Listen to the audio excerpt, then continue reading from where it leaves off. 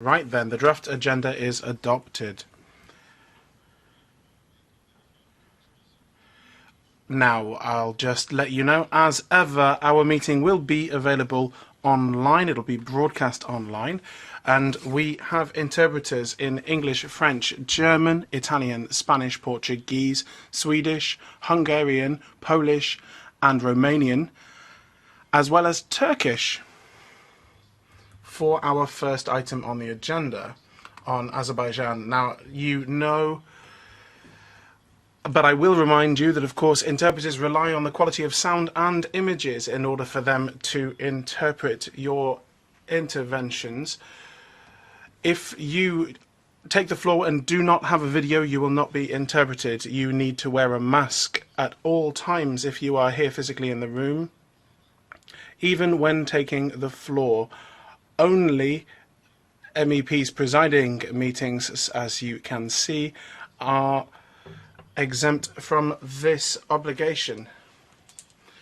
Now, the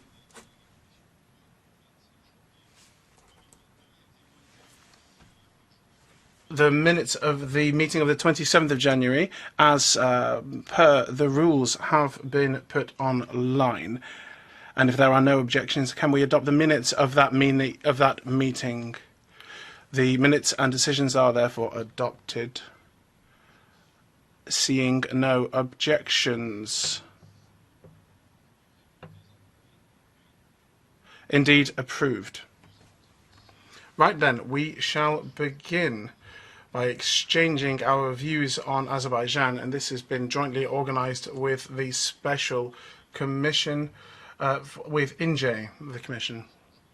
And our last exchange of views on this country, I'm sure you'll remember, took place on the 17th of June last year.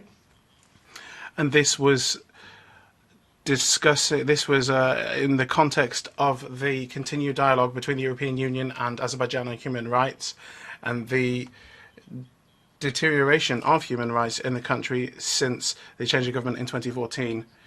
Now, it's the INJE committee that has brought this to us today, and there are two particularly important elements. Firstly, the lobbying strategy, and please excuse the swear word, but corruption.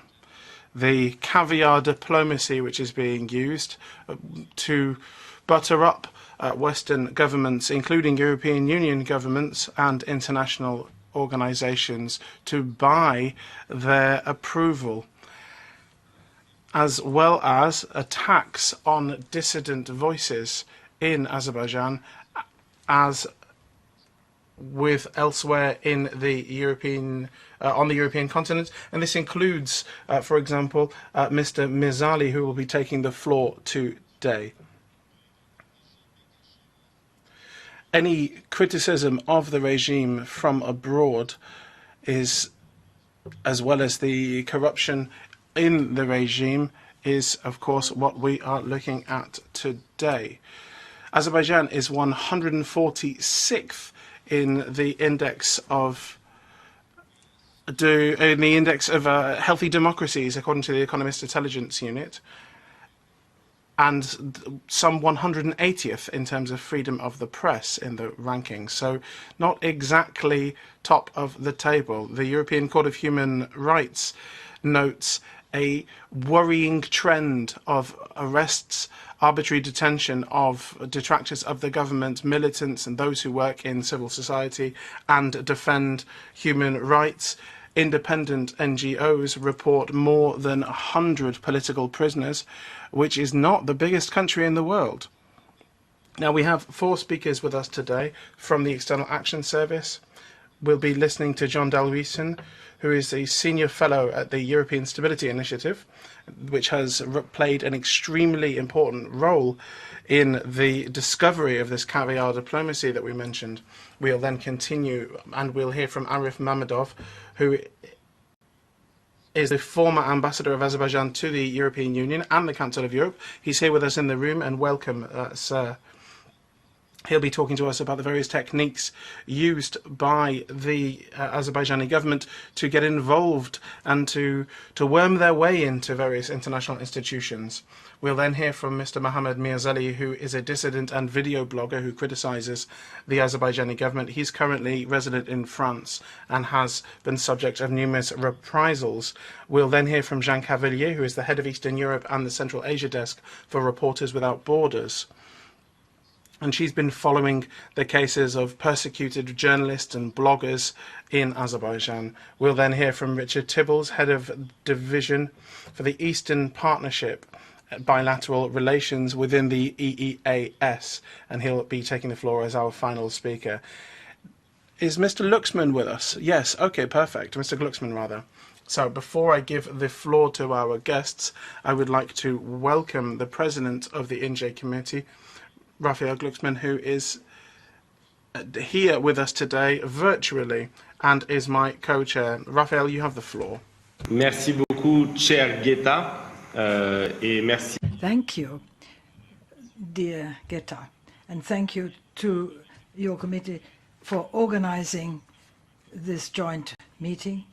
So important when it comes to Azerbaijan, because throughout our work we have found Russian and Chinese regimes when it came to interference in the democratic process in Europe, but they're not the only ones. There are other authoritarian regimes who interfere in European democracy matters. The objectives might be different. Well, Russia may be supporting extremist movements in order to undermine democracy in Europe. That's not the case in Azerbaijan. But the processes mean the same. It's a disregard of our sovereignty, and the high office officials like Mr. Volonte in the Council of Europe, who's been charged with and condemned for corruption. It's not an isolated case, but when they buy dignitaries in Europe, they use even physical inclements, even though those opponents may just be in our territory. But it is an interference. And finally, we need to respond, reply, react to such interference and maintain the dignity of our institutions and our countries. I think this is why this is a very timely meeting, most important meeting, because it will enable us to underline the key role played by Syntec, the investigative journalists and others in denouncing such interference, because very too often our public institutions, our political leaders are looking away, often to avoid the mistrust of these regimes. Now, we've been able to show up the Baku activities, Baku regime activities. So I really want to thank you for it, but I won't take too much of your precious time. So I'll give back the floor. Thank you very much. Excusez-moi. Merci. I'm sorry, Raphael. Thank you. I will give the floor to the permanent representative of the Commission on Foreign Affairs, Mrs. Joffo. You have the floor. No, isn't she there? Aha. So let us give the floor, if he is there. Mr. Dalhuisen? Yes, he is there. Very good. Mr. Dalhuisen, you have the floor. Good afternoon, everyone. Thank you very much for this invitation. I will try to speak very briefly about what what is caviar diplomacy, and other speakers following me, very excellent speakers, will be able to fill in more on the current situation in Azerbaijan and the legacy of this policy, the strategy of the Azeri regime still today.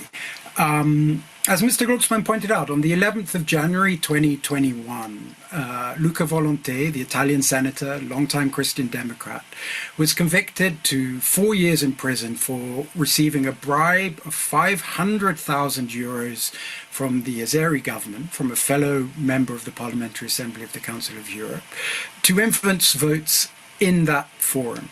Over a 2-year period, he received a total of over 2 million euros and distributed that freely to friends whose votes he was also seeking to influence.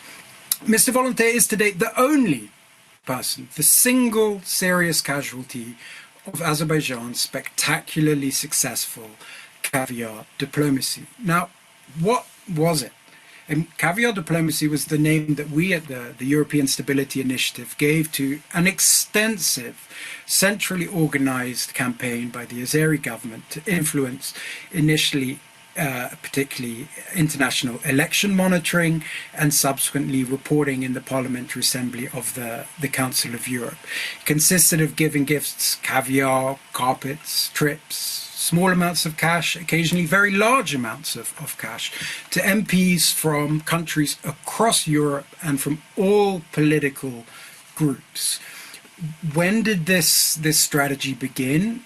Probably immediately on Azerbaijan's accession to the Council of Europe in 2001. Possibly even earlier. It was certainly producing results by the mid-2000s, and the complimentary remarks being passed by MPs on clearly fraudulent elections in the mid-2000s. We at the European Stability Initiative really began to notice this around 2008, 2009, when we realized the situation in Azerbaijan was clearly deteriorating, and yet international reporting, particularly in the Council of Europe and its Parliamentary Assembly, was painting an ever rosier picture of the situation in Azerbaijan. And how could this be so? And that's when we began really scratching around this. I think by 2010, the Azeri government was already very influential within the Parliamentary Assembly. It was able to influence key appointments. It had friends in the chair of the European Parliamentary, the EPP group, Luca Volonté. Jordi Xuclà, the Spanish Liberal, was chair of the Liberal group. And in 2010, it secured the appointments of the rapporteurs on Azerbaijan, Pedro Agramunt, the Spanish senator from the Partido Popular, and Josep Grech, a Maltese Labour Party MP. We published our first report in 2012, outlining quite schematically at that stage what we thought the central problem was, pointing to the discrepancy in the reports from the ground, and as these were being reported on by Council of Europe officials, and PACE, and we were roundly ignored. We were ignored as the influence of this group within the Parliamentary Assembly was getting bigger and bigger, and it really reached its apogee in 2013 when, with the collusion of, by that stage, a very large number of PACE members directly or indirectly on what one might call the payroll, voted down a resolution on political prisoners in Azerbaijan at a time at which their number was clearly and manifestly growing, as reported by a multitude of domestic NGOs and activists and international ones also. We then published a second report in November 2016, and thanks largely to the political activism of a very small group initially of PACE members, bringing this to light, taking up our concerns, the Parliamentary Assembly commissioned an investigation in April 2017. The President of the Parliamentary Assembly, by that time Mr. Agramunt himself, was forced to resign.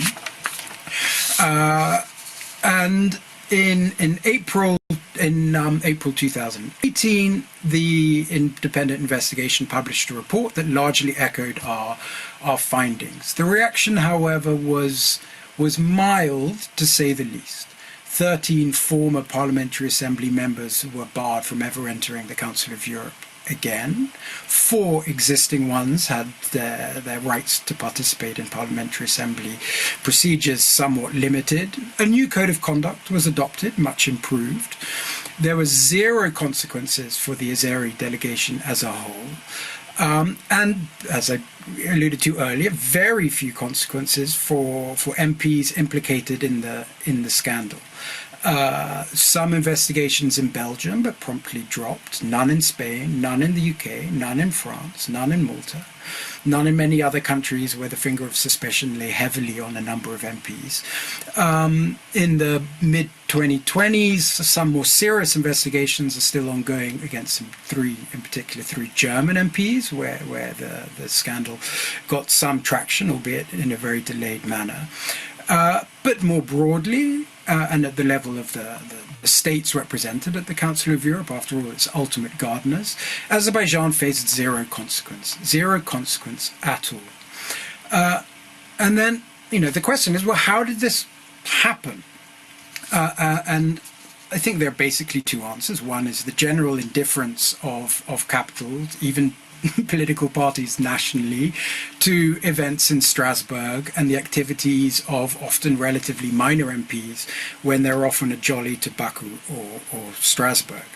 The second is a more significant factor, which is the geopolitical calculation, the geopolitical strategy that the older Council of Member Europe states pursued in relation to the newer former Soviet countries, Russia obviously, Azerbaijan also, which was one of better in than out. So the warm embrace of the Council of Europe, its standards, its mechanism, the education it had to offer, would result progressively in the raising of standards in these countries. So the narrative that the Azerbaijani sympathizers were peddling of slow, gradual improvement was one that fell on fertile political ground. And no one was then scratching behind the chronic dissonance between that rhetoric and the reality underneath, because it was a rhetoric that a wider political establishment wanted to hear. We've seen this logic manifest itself again in relation to Russia following its withdrawal from the Parliamentary Assembly after its annexation of Crimea, when the Parliamentary Assembly briefly suspended its right to vote, and then proceeded to invite it back at the price of foregoing its own powers of sanctions forever in the future, so that Russia might return. What is the legacy, therefore, of this attitude and the Caviar diplomacy scandal more generally?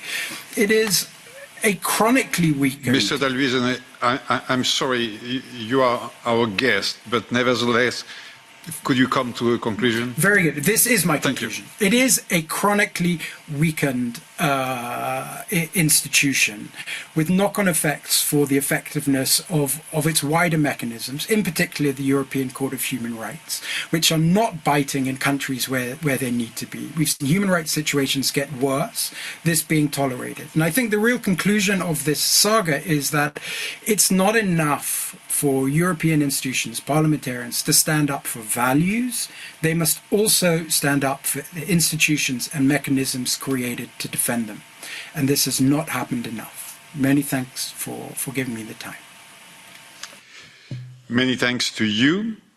Est-ce que nous avons... Now, do we have Madame Zofko online now? She won't be with us today, I am hearing. Okay. Right. Well, I will now give the floor to Mr. Mammadov then. 7 minutes you will have, Mr. Mammadov. I was perhaps a little too indulgent with Mr. Dalhuizene, so please forgive me if I'm less indulgent with you. Mr. Chairman, distinguished members of the European Parliament, members of the Secretariat. First of all, I would like to thank you for inviting me to speak before the Special Committee on Foreign Interference and Subcommittee on Human Rights. As you rightly said, I have been senior Azerbaijani diplomat ambassador to the European Union and to the Council of Europe from 2007 to 2012. And probably after the corruption scandal and my testimony before the special independent investigation body set up in 2018, I became more known as a whistleblower within the Council of Europe. Recently, probably I've seen the film Caviar Connection, which was aired by major European channels like Arte, RTBF. It got 3 prizes, including International Documentary Festival, like Palm Spring Festival. This film tells more about the caviar diplomacy, how it worked. It recently has been translated to Norwegian and was aired by Norwegian and Swedish television. What we know today as a caviar diplomacy became a synonym of bribing the European parliamentarians and politicians. A report about caviar diplomacy says that its goal was to downplay Azerbaijan's human rights record, but in reality it had much far-going objective of interference and infiltration into the structures of Western European democracies and its institutions.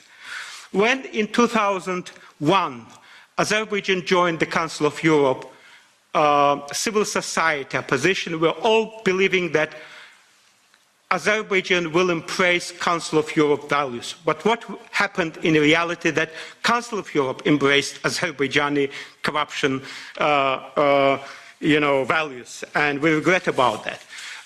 As previous speakers spoke about that, not many consequences. We had investigation. There are, as previous speaker said, that Luca Valonte was punished, but not much. Some deputies lost their jobs, but with full pockets of money and accounts, but no serious consequence. I personally attended the court of Mr. Luca Valonte in Milan court, and I knew from the police, I saw half of the court hall was full of defenders of Mr. Luca Valonte, and I said who these people are. They said that they are defenders, lawyers of Luca Valonte, but they are paid, we know that they are paid by Azerbaijani government. Can you imagine? Yeah. This is the reality. Probably this was the most outrageous interference into the pan-European institution like the Council of Europe.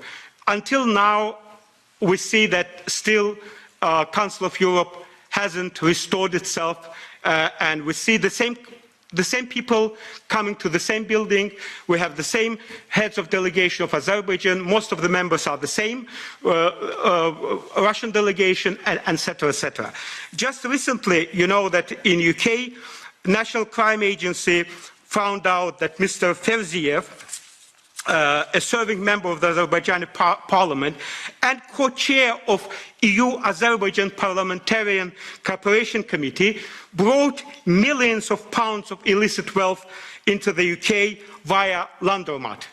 He is co-chair of EU-Azerbaijan Parliamentary Committee. The court on Monday ordered that Javanshir Ferziev and his family forfeit £5.63 million held in various bank accounts after ruling the fund arise from the criminal conduct and money laundering.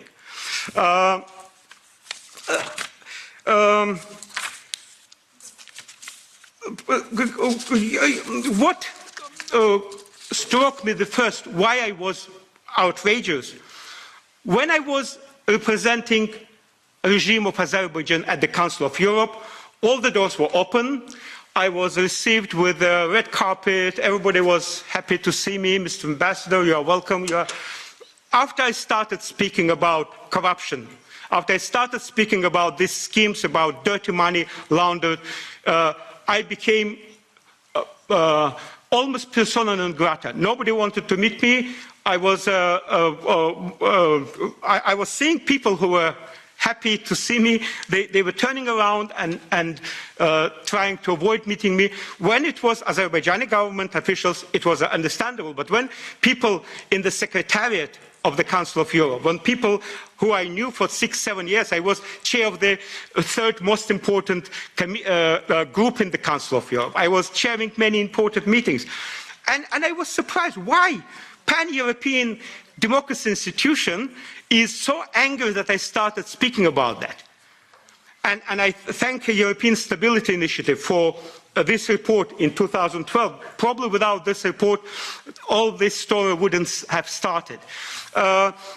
Also, we see these examples, not only Luca Valonte, we saw the big scandal in Malta.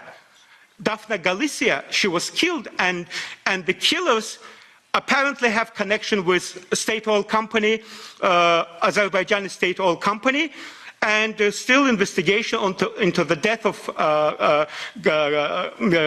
Madame Daphne Galizia is still going on.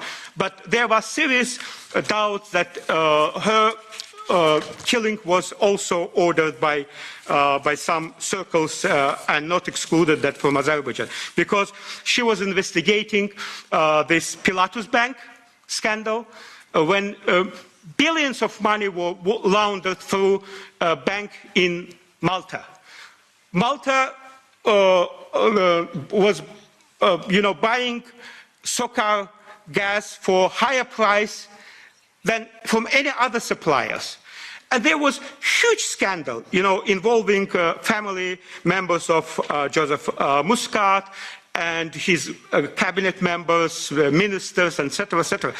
And today, what has changed? Nothing has changed. Unfortunately, European Commission and European External Action Service delegation in Azerbaijan, they closed a blind eye to what is happening in Azerbaijan, arrests, beating of opposition members, tortures in Azerbaijan. This dirty money was playing a role in many, many other things in Azerbaijan. We have recently seen a visit of Commissioner for Enlargement to Azerbaijan. We are happy to see European officials to Azerbaijan because we want relations with Europe. But unfortunately, we don't see, and she promised 2 billion investment or money to Azerbaijani, while Laundromat scandal found out that there were 3 billion money laundered in Europe. And now European Union will provide another 2 billion so that they are laundered and go back to some European officials. Also, just the last word. Also, we see that these corrupt regimes work with each other. They use the same schemes, the same banks, like Russia, Azerbaijan, Kazakhstan, and some other countries. They use the same offshore companies, the same accounts. They even transfer money between them, like Russian Rosabaron expert transferred several millions euros to Azerbaijani deputy prime minister who was responsible for arms purchase of Azerbaijan. So we see that dictatorships, they are also creating the bloc. They are working together. They are working through the same schemes. They are aggressive. And unfortunately, very often we see that Europe is backing, going back and just retreating before this aggressive way of lobbying, dirty money distribution. And unfortunately, I cannot say that things have changed for the better. Nothing has changed, and I believe that Special Committee on Foreign Interference is a very important committee. Probably it is the same as in the Council of Europe, very similar, this independent investigation body. And I believe that without cleaning European institutions from this infiltration, it's not only about money laundering, it's not about corruption, it's about damaging and destroying European democracies. Thank you, Mr. Chair. Thank you. Thank you to you, Mr. Mammadov, for this testimony quite frightening.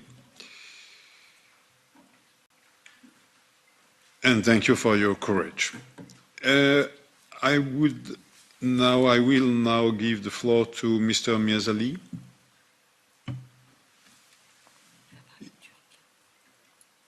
Is he with us or not? Is he? He is. Öncelikle ben hazır. Oui. Mr. Mizali, I believe you'll be speaking. Yes. Okay, perfect. Öncelikle First of all, I would like to thank you for inviting me to speak here. Ladies and gentlemen, Aliyev regime has become even more aggressive and cruel. Beforehand, Aliyev was oppressive inside the country, but now it is targeting other opponents in other parts of the world. I am a dissident. My name is Mohammed Mirzali, and the Azerbaijani regime is targeting us, targeting me, even though I'm not living in Azerbaijan. Aliyev's spies demand me to shut down, and they are blackmailing my sister using her obscene pictures. Now, my sister and her daughter are living in Georgia, the neighboring country to Azerbaijan, but unfortunately, Georgia is not a safe country for refugees from Azerbaijan. Georgia is very dangerous for people of Azerbaijan. There was recently a case when an Azerbaijani official who sought a refuge in Georgia was kidnapped. I would like to ask you to help me bring my sister to France, where I live right now. My family and I are in dire straits. And there was another famous Azerbaijani dissident who was blackmailed using his obscene videos. He was also demanded to shut down. The EU announced that they are going to give 2 billion euros to Azerbaijan for investments. But please ask yourself, will Azerbaijani government spend these 2 billion euros for the benefit of the Azerbaijani people? At least half of this money will go to the pockets of government officials in Azerbaijan. Who is going to check the transparency of how this money is going to be spent? Azerbaijani government made 160 million euros in gas and oil revenues recently, and the government has been using half of this money single-handedly. Dissidents in Azerbaijan are imprisoned, they are tortured, and there is a culture of impunity in Azerbaijan. The Azerbaijani constitution is in direct conflict with the values of Europe, and the recent amendment to the law on press freedoms is also completely against European values.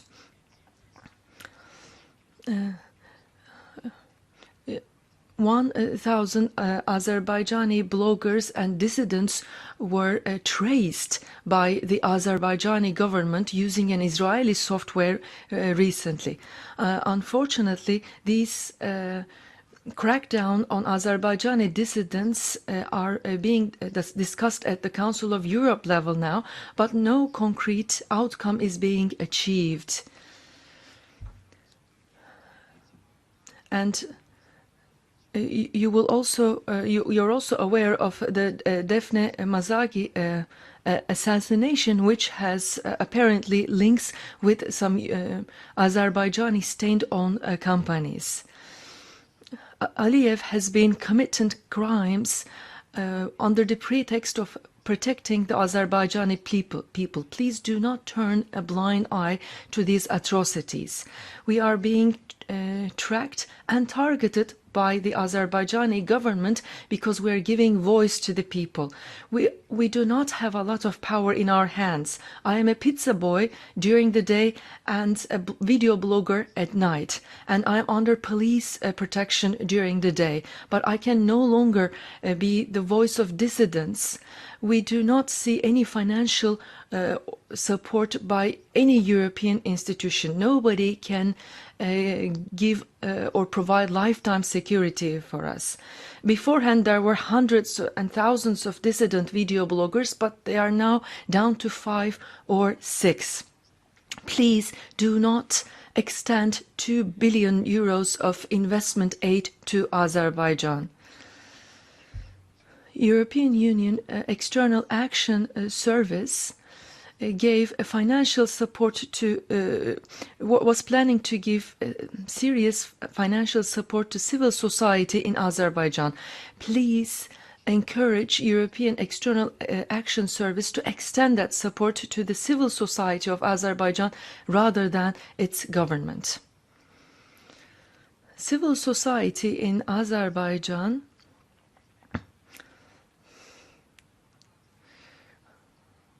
are afraid that the deal or the terms of the agreement between Azerbaijan and the European Union will focus only on gas and oil. We would like the European Union to focus not only on gas and oil, but also on freedom of expression and fundamental rights in Azerbaijan. Only very recently, a few dissident voices in Azerbaijan were sentenced to imprisonment for freedom of expression. If you have any questions, I will be more than glad to address them.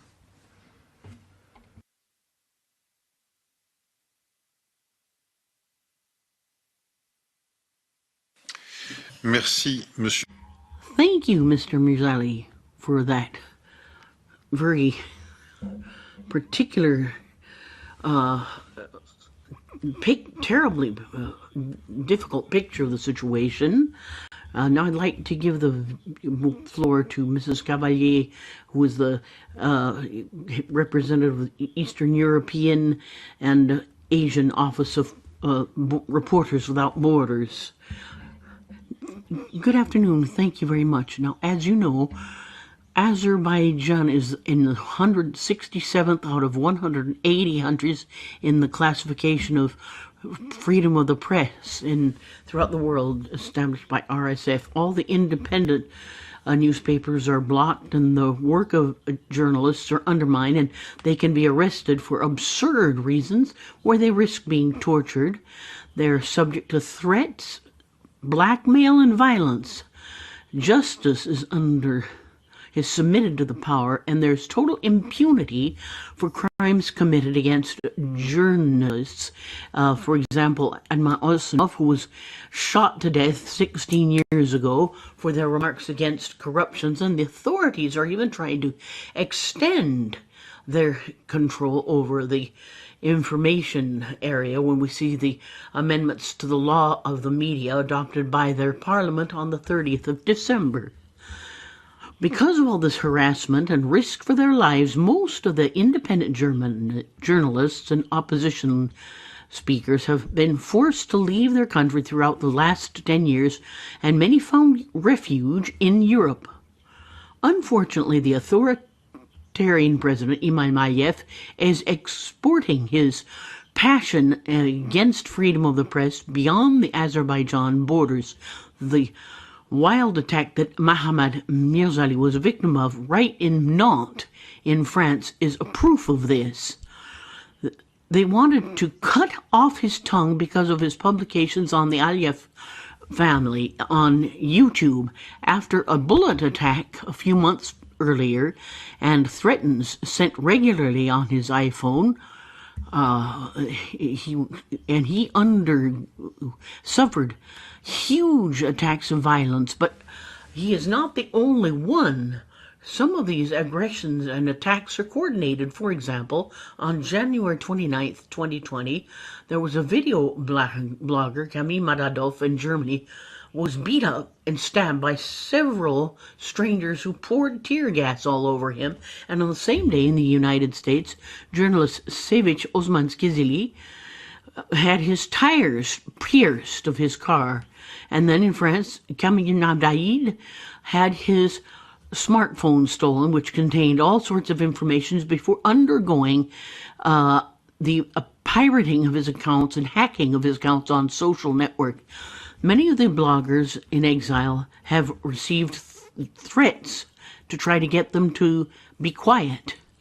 And when that doesn't work, for example, they are denigrated in public media. Journalists in exile are presented as traitors And even pro-government members listen to private conversations and private photographs from their telephones, and they are illegally being monitored by the member states. Sevic Osman Kwezaye was also a victim of blackmail on the sex tape, which is a weapon used mainly against women, female journalists, or women who are close to those female journalists, and even to try to hit the families.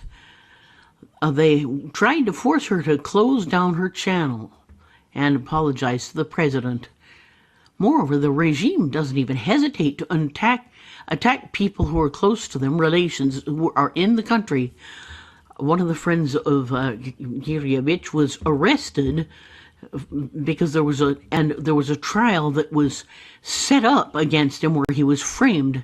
Kazal Turk, living in the Netherlands, underwent the same type of pressure, and then Vertaiser in Berlin, and the police hasn't hesitated to arrest and interrogate members, even elderly members and people who are sick from their family members, even asking them to publicly deny that journalist or the exiled blogger. In addition to judicial persecution, they use their time and resources. Once the resources are actually forced their country of exile to investigate them and put them on the red list for Interpol. The Azeri authorities don't even hesitate to ask for extraditions. The journalism on an Afghan journalist was kidnapped in Georgia and forced back into Azerbaijan, where he spent several years behind bars before being expelled to Germany. Now, all of these regular attacks targeting journalists, trying to intimidate independent journalists or any other channel that criticizes the country, is against all of Azerbaijan's international obligations. The European authorities should end this cult for impunity and try to defend independent media.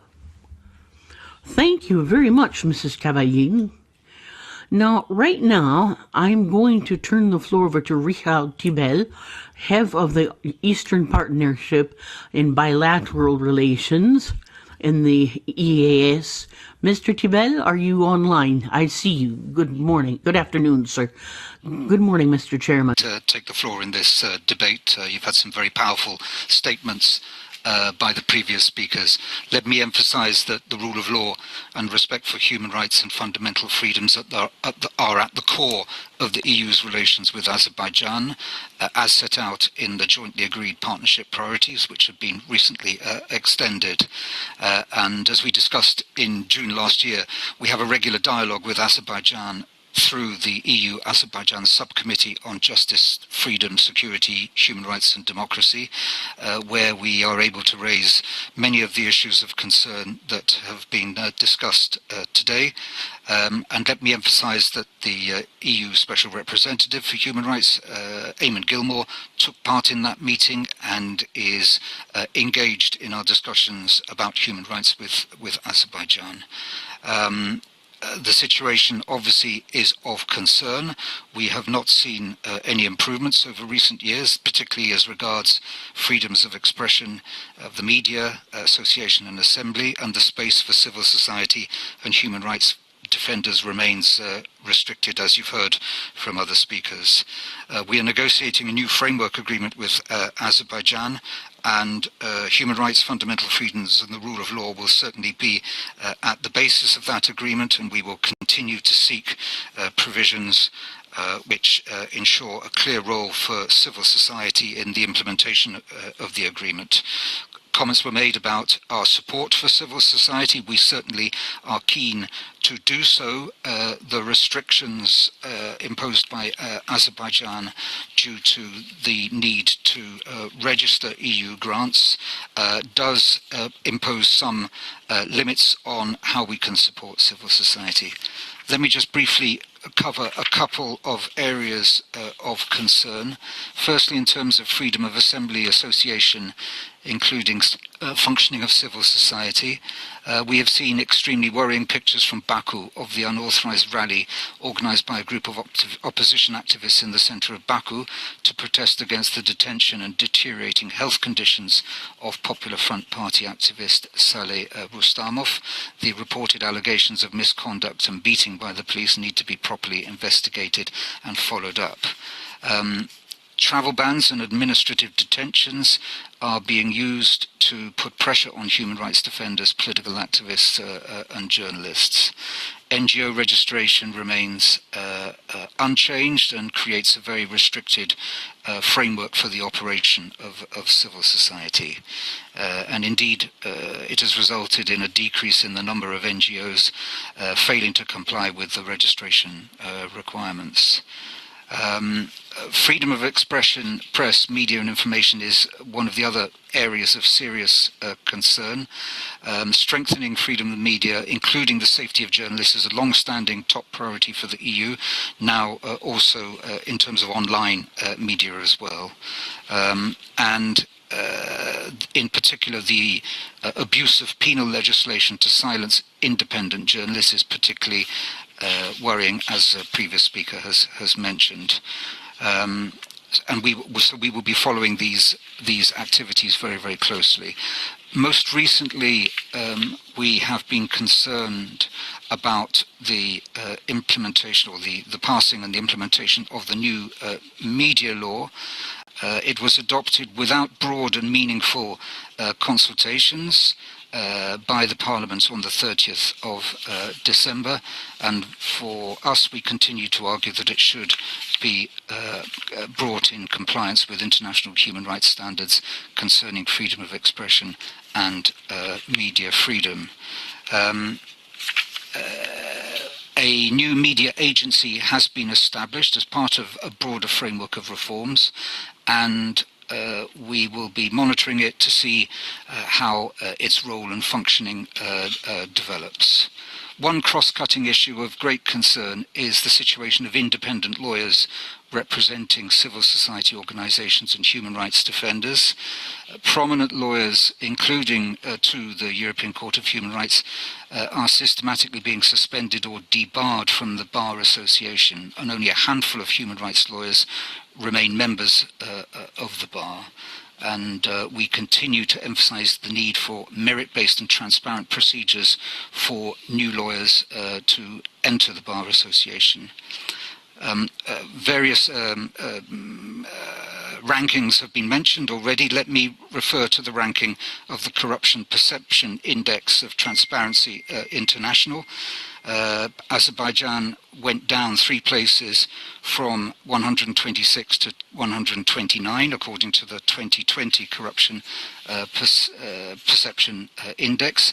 We continue to urge Azerbaijan to take measures, legislative and other, to reinforce anti-corruption bodies, to address corruption, particularly of high-level cases, and involve civil society in raising awareness. And we continue to regularly emphasize the importance of implementing Greco recommendations.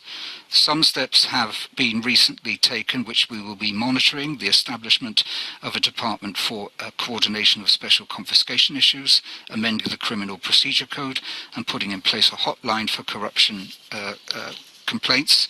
And the Azerbaijani authorities are working on an electronic system for asset declaration. So we will be monitoring the effectiveness of these as they come into force.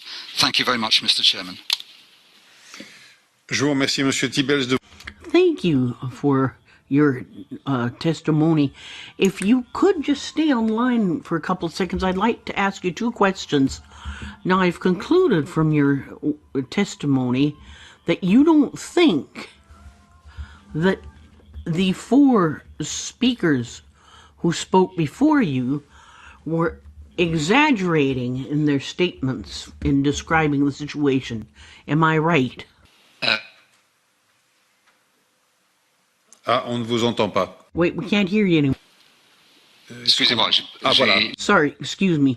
I wouldn't like to comment too specifically on that. What I would say is that some of the issues raised by the previous speakers are indeed ones which are very much on our radar screen, and we deal with them in our bilateral dialogue with our Azerbaijani partners.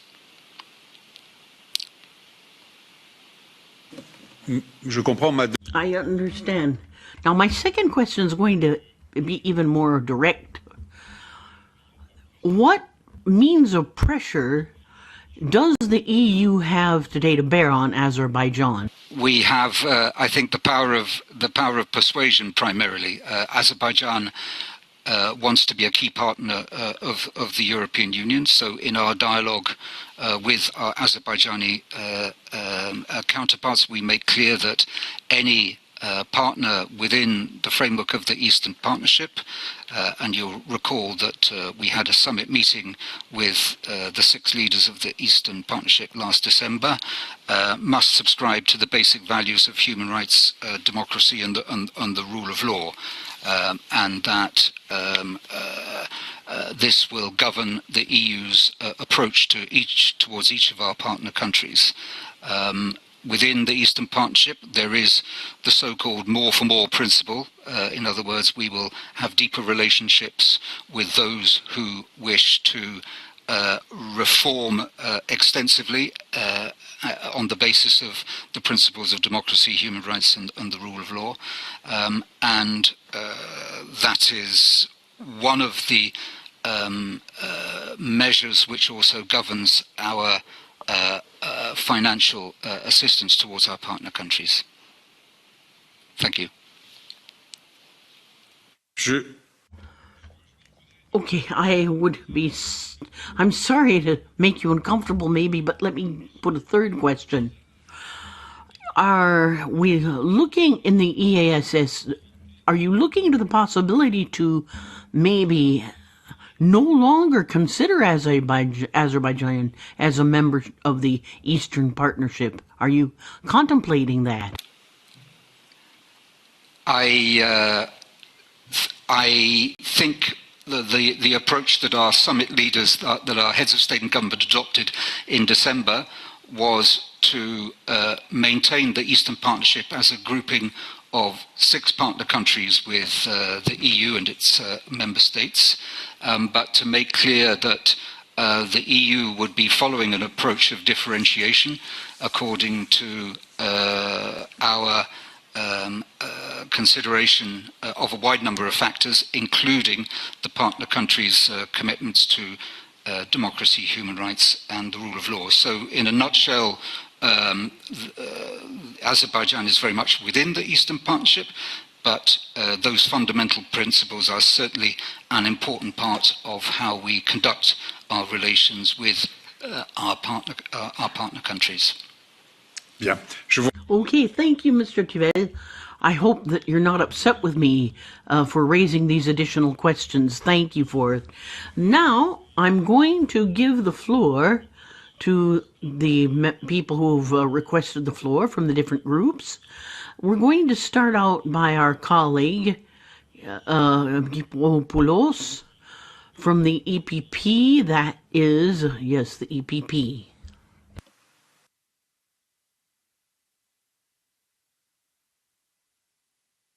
Il est en ligne? Are you online? Bien. Okay, well, I don't know if he will be online. We don't know. Okay, well, fine. So our colleague seems to have gotten lost.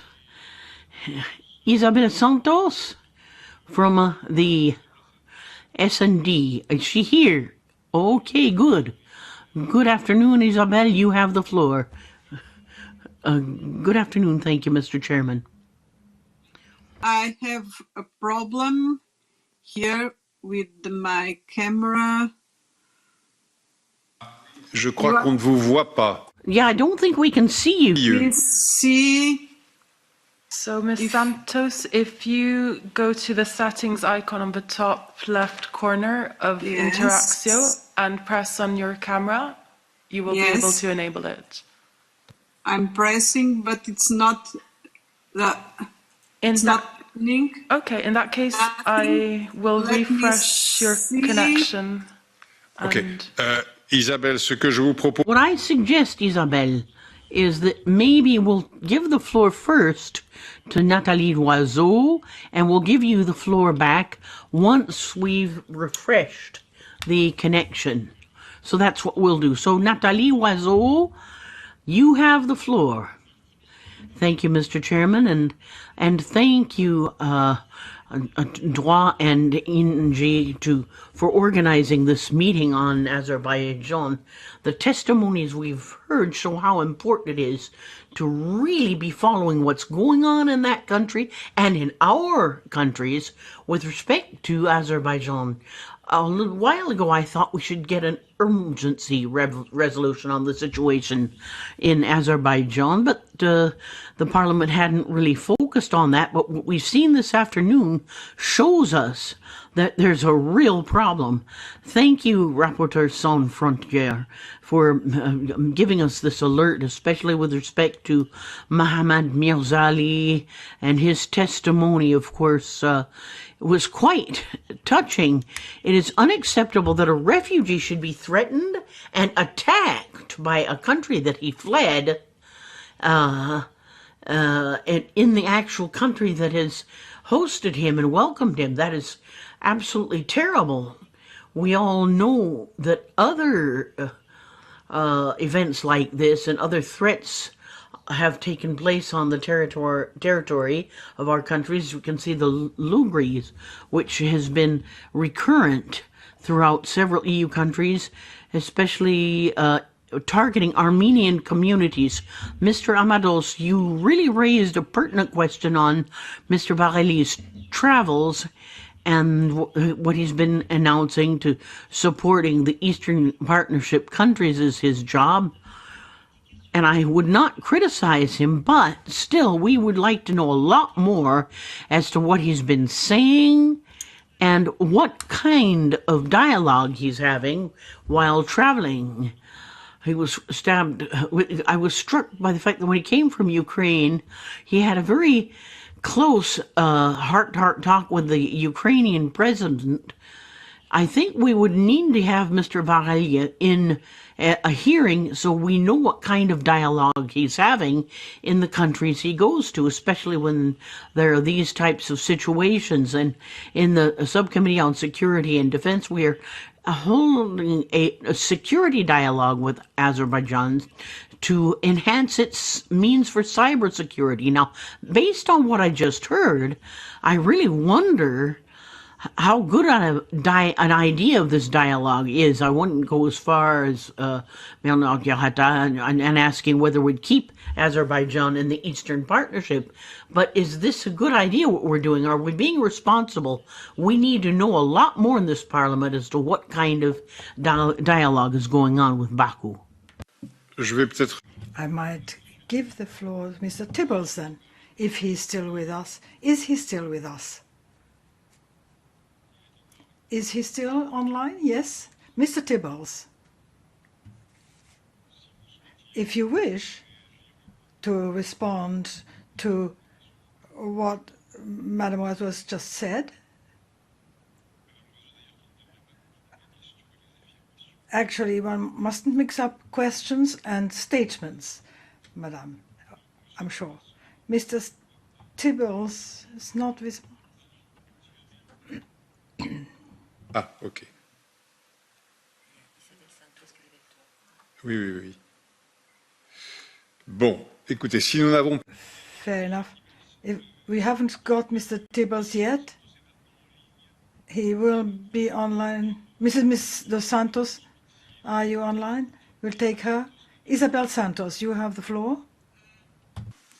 I don't know. I think that the problem with my camera is... Let's see if now... No. Isabel, so you will speak English and that's it. I will speak English and no problem. Okay. No problem. I would like, first of all, I would like to say hello to our guests, to greet them, especially Mr. Mamadov, who that I don't saw for a long time, this COVID time period. And I would like to say some very brief things. First of all, the situation in Azerbaijan is not new. It's something that is occurring for a long time. We are talking about a kleptocratic and very corrupt and familiar-based political system that creates many problems along of the years with repression of oppositionists, journalists, and I remember very well the case that was already mentioned of Mrs. Ismailova, Khadija Ismailova. I remember very well many young oppositioners and activists, human rights activists and journalists as Emin Husseinov, Rasul Zafarov, and many others as Anar Mamadov. So I could do a very long list. Someone is trying to call me from the services? Please stop because I'm talking. It's not feasible. So I could be talking about a very long list of people that was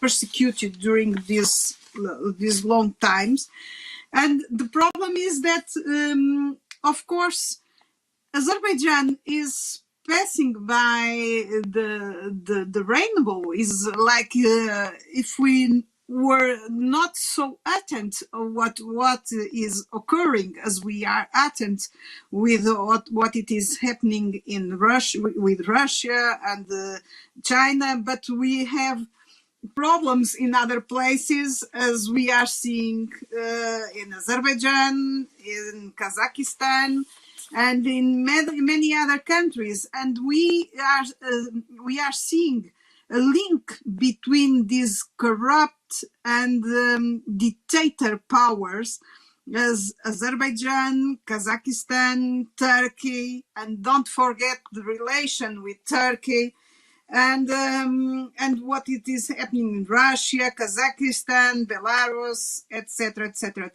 So the problem is that very corrupt powers are corrupting European powers and are persecuting people that is fighting for freedom, and we are not doing what we needed to do. And in order to do what we need to do, I would like to ask to have the delegation, the EU delegation in Azerbaijan, coming to next meeting and giving to us an overview about what they are doing in the country and what is their dialogue with the country. What is the dialogue of EU delegation with Azerbaijan authorities? What they are doing in the country? Who they are supporting? The civil society? What kind of civil society? Those that are associations, NGOs that are supported by the regime, or those that are independent and are asking for freedom of expression, of freedom of assembly. I would like to know this. The other thing that I would Isabel, excuse me, but could you come to the conclusion now? Yes, I will conclude in 2 minutes. The other thing that I would like to 2 seconds, please, not 2 minutes. Is 2 seconds, of course. It's what is this dialogue between Mr. Varhel and Mr. Aliyev, and the very interesting between comma, this interesting visit of Commissioner Kadri Simpson a few days ago to Azerbaijan and the dialogue that she had with Mr. Aliyev. I would like to know what commissioners and officials from EU are doing in these dialogues and what style of dialogues they are having with the Azerbaijan authorities. Your point. I'm sorry. So, Monsieur Tibel, c'est en ligne maintenant? Mr. Tibble's online now. Is he with us again? Yes, I'm still online. Would you like to respond to this, to what Nathalie Oiseau said? See, there's the possibility to ask her questions as well, but I take note of her intervention. Okay. Merci, monsieur. Thank you, sir. Mr. Mamadov, did you wish to come in at this stage? Just very shortly to what Isabel Santos said about EU delegation. EU delegation in Azerbaijan is almost not existent. No meetings with opposition, no statements on the arrest of people, not any statement on beating of the people. We see State Department resolution statements, UK government, EU is not existent almost. This is very deplorable.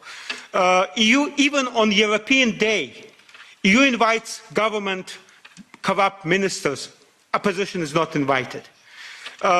Recently, Isabel said about visit of two commissioners, Simpson and Commissioner Oliver Barhelyi.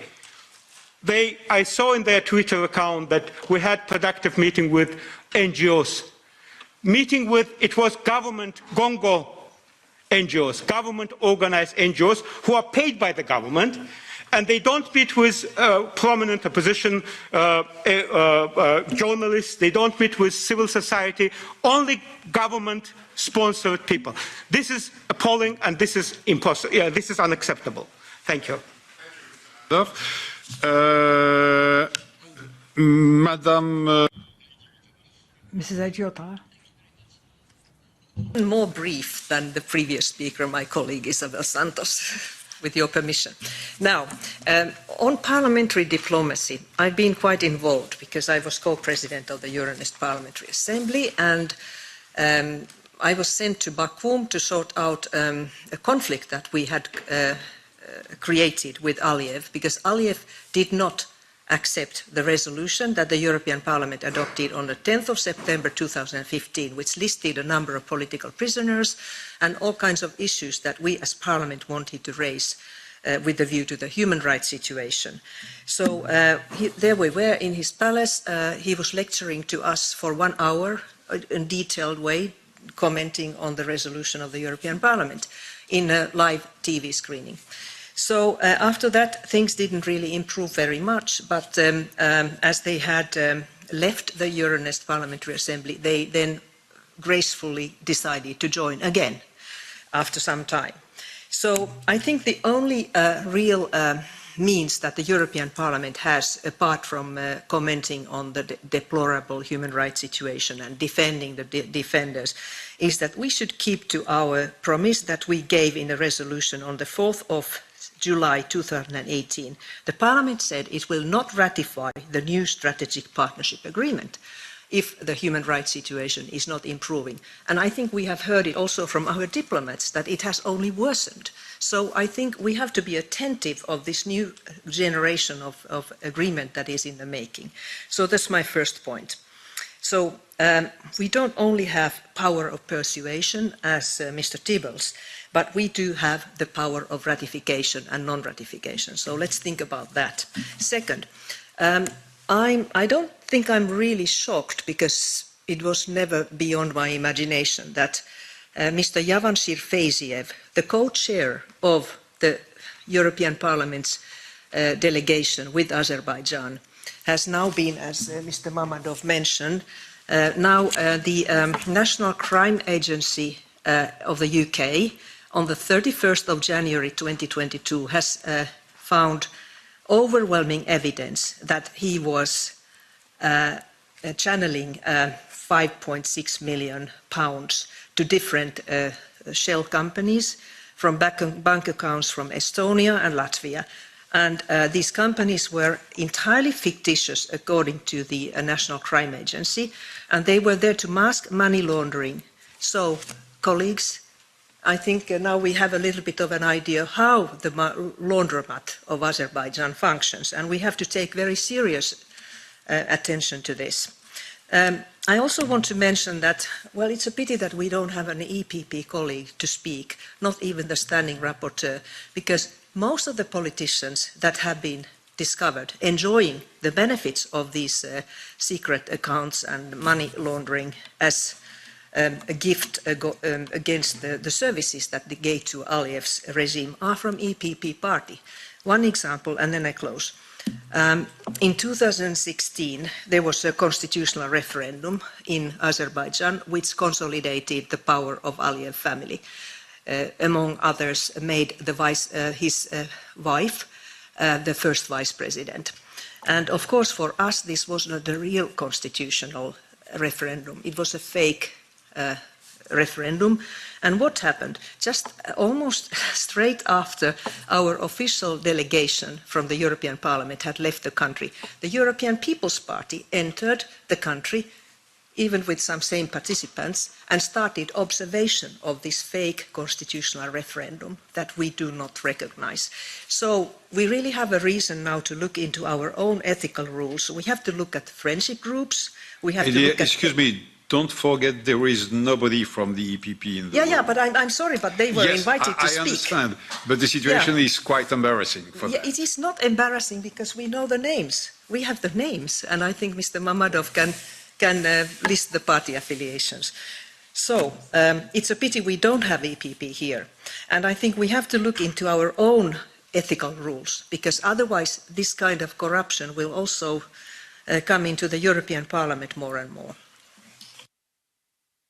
Last speaker, Madame Gregorova, the group ID.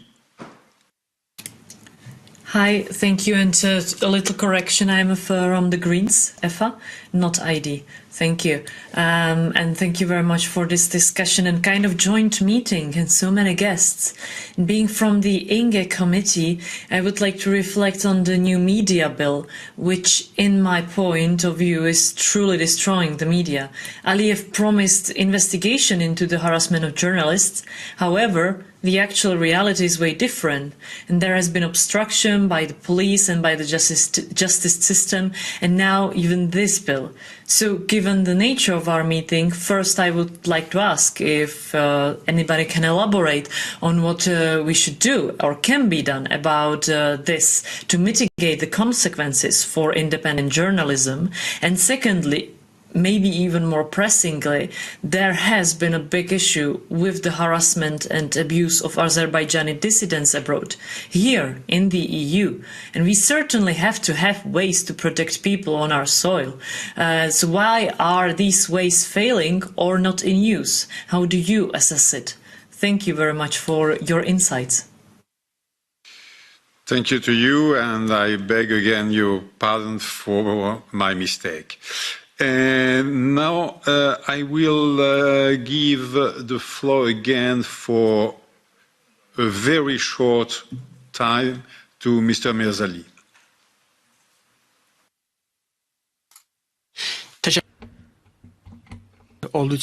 Thank you very much for giving me the floor again. Well, of course, I think European Parliament should not cut ties with the Azerbaijan, but should improve dialogue.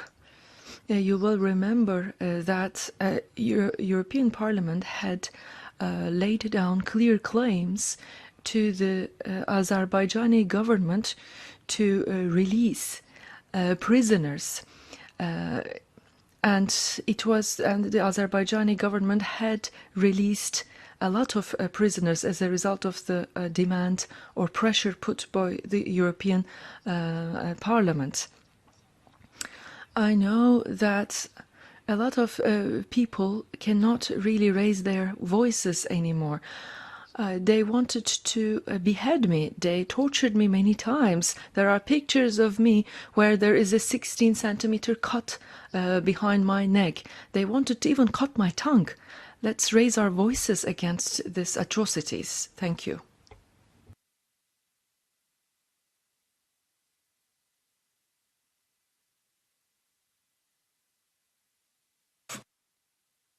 Parole à Raphaël Glucksmann pour 2 minutes, pour un maximum, Raphaël, de 2 minutes.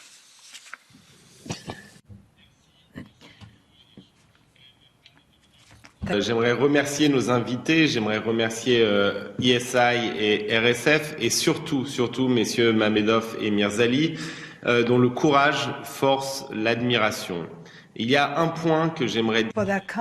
There's some point that I'd like to make solemnly to this, all the people to this meeting.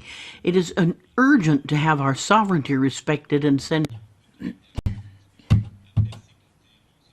dissidents sur notre territoire.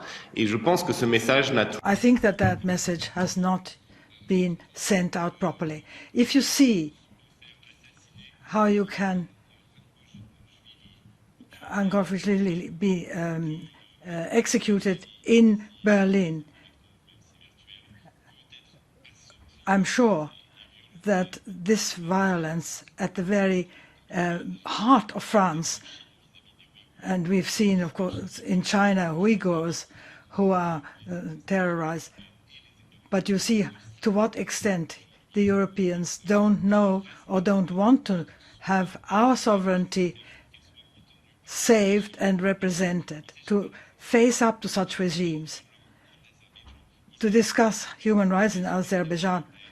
Well, not that. We want to discuss sovereignty in Europe, and this has to be done much more firmly and much more determinedly than it is done today. We cannot tolerate that we have people welcomed in our country being persecuted. De conclure en remerciant tous nos invités pour leur témoignage, leur précision et le courage dont ils ont fait montre en venant se faire entendre et faire entendre la voix de l'Azerbaïdjan devant nos 2 commissions. Je voudrais, deuxième point, en conclusion, rappeler à quel point Heidi Hautala avait eu raison de nous rappeler que nous avions au moins un pouvoir, celui de ratifier ou de ne pas ratifier. Je vous remercie.